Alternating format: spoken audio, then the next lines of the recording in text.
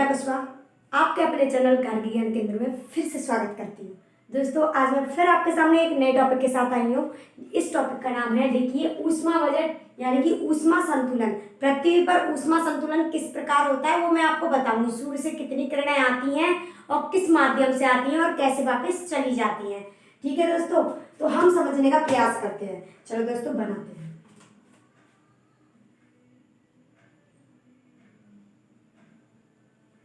यह है सन, सूर्य बनाना जरूरी है, ठीक है। और यहां हम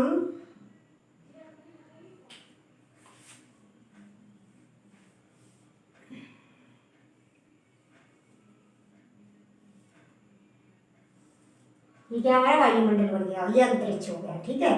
यह हमारी पृथ्वी हो गई।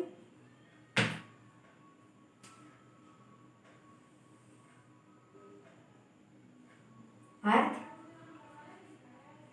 ठीक है, ये हमारी पृथ्वी हो गई। अब देखते हैं कितनी किरणें आती हैं किस माध्यम से।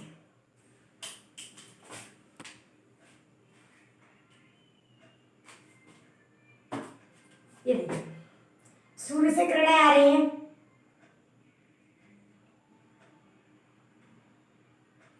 पृथ्वी पर।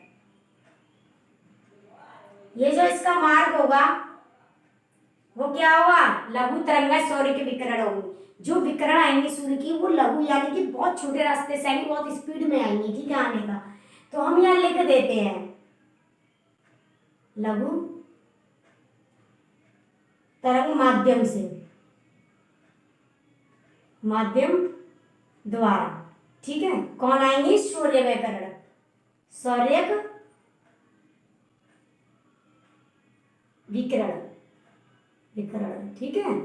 तो ये सौर्य की विकिरण आएंगी, किस माध्यम से आएंगी, लघु माध्यम, यानी छोटे वाले माध्यम से आएंगी, स्पीड में आएंगी। और यहाँ वायुमंडल को ऊपरी सतह पर टकराने के बाद ये कुछ किरणें वापस चली जाती हैं, ठीक है। जो वापस जाती है वो होती है 35%, जिसको अल्बेडो बोला जाता है। अभी समझा देंगे, ठीक है। और आगे ले लेते हैं, 35% होंगी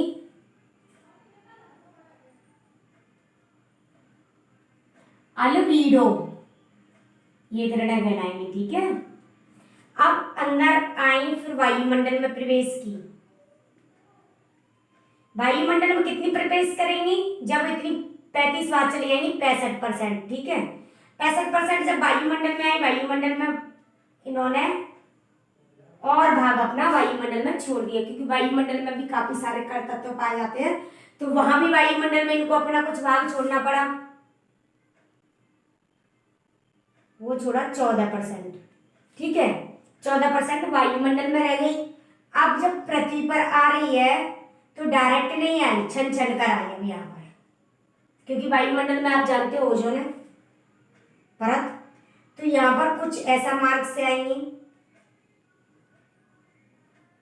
और कुछ ऐसे डायरेक्ट मार्ग से आ जाएंगी, ठीक है। जो इस प्रकार मार्ग से आएंगी वो 34% डायरेक्ट आ जाती हैं।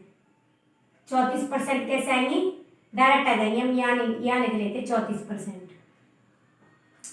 इसको बोलते हैं प्रत्यक्ष विकिरण, डायरेक्ट, और यहाँ आएंगी वो इनडायरेक्ट आएंगी। 17% कैसे आएंगी, इनडायरेक्ट किरणें, ठीक है। तो ये वाली किरणें होंगी विसरित, यानी कि छन छन कराना।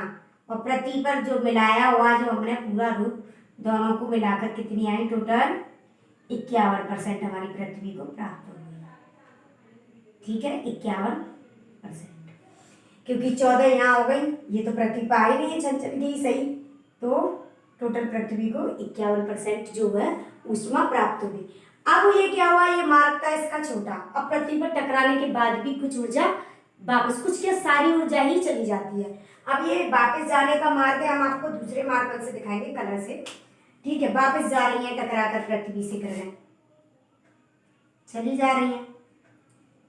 तो ये मार्ग कौन सा होगा, जब वापस जाती है शाम, सुबह तो बहुत जल्दी आती, शाम होने में थोड़ा किरणें आराम से जाती हैं, ठीक है। तो जब किरणें आराम से जाएंगी तो कौन सा मार्ग होगा आपका, है दीर्घ, दीर्घ तरंग,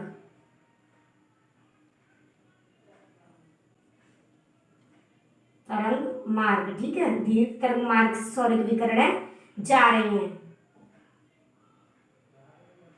सौरिक विकिरण किससे आ रही है? दीर्घ तरंग मार्ग से जा रही है। कितने परसेंट जाएंगे यहाँ से? 23%, ठीक है, 23% जा रही है। अभी आपको उधर भी समझाएंगे। जा रही है, वायुमंडल में प्रवेश की है। तो वायुमंडल में जब प्रवेश किया तो वायुमंडल ने बोला भैया और हमें भी दीजिए। वापस आते टाइम मिली थी, जब पृथ्वी पर आए थे तो जाते टाइम मिलेंगे, तो यहाँ पर इन्होंने 6% दे दी, ठीक है। कितने? 6% वापस जाते टाइम। वायुमंडल में तो फिर अंतरिक्ष में कितना पहुंचा इसका भाग? क्यों? 17% पहुंचा कि नहीं पहुंचा? ये अंतरिक्ष में पहुंच गए 17% इसका भाग, ठीक है। तो ये इसका जो था डायरेक्ट गया। फिर इसके बाद अंतरिक्ष में 17% चला गया। अब देखते हैं और जा रही है मार्ग में वापस टकराने के बाद पृथ्वी से। तो ये जो जा रही हैं विक्षोभ और संवहन द्वारा, तो यहाँ वायुमंडल में आई, ये वायुमंडल में ही रह जाएंगी, ठीक है। तो जो वायुमंडल में 9% रहेंगी, कितनी? 9%। ये किसके द्वारा?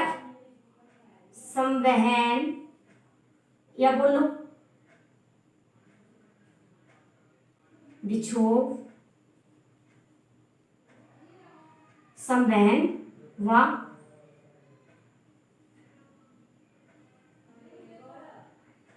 संवहन द्वारा ये वायुमंडल में रहेगी। अभी और जा रही है टकराने के बाद पेड़ पौधों के वायवीय भाग से जब वाष्पीकरण होगा, वैसे भी तो जाएंगी किरणें टकराकर, तो ये भी जा रही है। तो ये 19% यानी कि 19%, ठीक है दोस्तों। तो यहाँ 19% छोड़ दी वायुमंडल में। तो ये किसके द्वारा? वाष्पीकरण द्वारा, वाष्पीकरण द्वारा, ठीक है दोस्तों। ये वाष्पीकरण द्वारा छोड़ दी गई, कहां पर? वायुमंडल में। अब टोटल वायुमंडल को कितनी ऊर्जा प्राप्त हुई वो गिन लेते हैं, आने के समय भी और जाने के समय भी, ठीक है। तो देखिए 14 लिख लो, इधर लिख लेते हैं 14% प्लस ये वाला 6% प्लस 9% प्लस 90 इक्वल टू कितना हुआ? आप जोड़ लीजिए, 48 हो रहा है हमारे हिसाब से। तो यहाँ वायुमंडल में 48% टोटल जो ऊष्मा या ऊर्जा थी सूर्य की जाते और आते समय, ये इतनी प्राप्त हुई, ठीक है। अब इसको हम यहाँ ले जाते वायुमंडल में, ये तो 17 तो थी, अब यहाँ कर लीजिए इसको कितना? चलो 17 को ब्लैक से लिख लीजिए। 48% ये हो गया, अंतरिक्ष में टोटल गिरा है 35% ये हो गया अल्बीडो वाला। तो टोटल कितना मिला? 100% हो गया कि नहीं? देखिए आप, यानी कि 100% आ रही थी किरणें, 100% आ रही थी। तो वायुमंडल की सतह से टकराकर 35% बाहर चली गई, जिसे अल्बीडो बोला गया। तो 65% वायुमंडल ने एंटर करी और 14% वायुमंडल ने ले ली, और फिर क्षण चलकर 34% डायरेक्ट और इनडायरेक्ट रीति चलकर विसरण द्वारा वो थी 17%। पृथ्वी को प्राप्त हुई 51%। अब जाते समय दीर्घ मार्ग द्वारा जा रही है, 23% गई, तो 23 में से 6% इसने वायुमंडल में वापस छोड़ी, 17% पहुंचा सीधा अंतरिक्ष में। इसके बाद संवहन व विक्षोभ के द्वारा गई तरंगें, ये सब कहाँ तरंगें छोड़ी इसने? सीधी 9% यहाँ वायुमंडल में। वाष्पीकरण के द्वारा पेड़ पौधों द्वारा जो होता है वायु विभाग से पानी निकलता है, उसको वाष्पीकरण कहते हैं। तो 19% इसने यहाँ छोड़ा वायुमंडल में, और सबको हमने टोटल जोड़ा तो 48% बैठा। और ये सब वायुमंडल में जाके हमने अंतरिक्ष में जाके सारी जितनी भी इसकी ऊष्मा थी सूर्य की आई और टकराकर वापस गई, वो 100% वहां से आई और 100% ही अंतरिक्ष को वापस कर दी गई प्रत्यावर्तन द्वारा।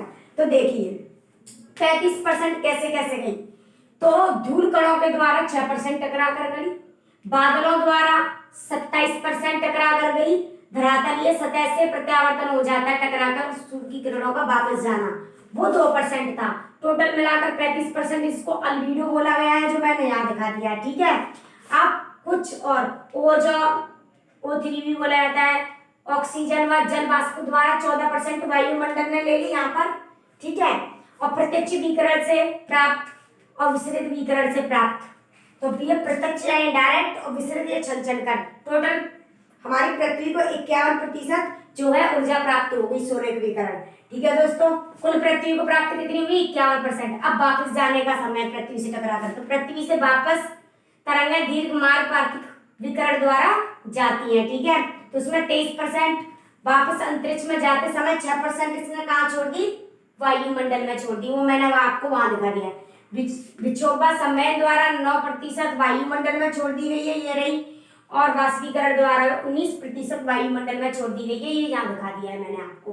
तो इसी को जितना आई सौर विकिरण, लेकिन वो कौन से मार्ग से आई थी? लघु तरंग माध्यम से जितनी सूर्य की किरणें आई ऊर्जा, और उतनी पृथ्वी से टकराकर और कुछ वायुमंडल में छोड़ दी गई, और जो वायुमंडल में जितनी भी इकट्ठी हुई मतलब टकराकर गई, तो अंतरिक्ष में जो लौटी वो 100% ही थी, 100%।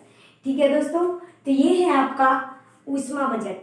जैसे घर में बजट होता है उसी प्रकार का हमारा ये बजट है, हमारे सौर मंडल में भी बजट चलता है।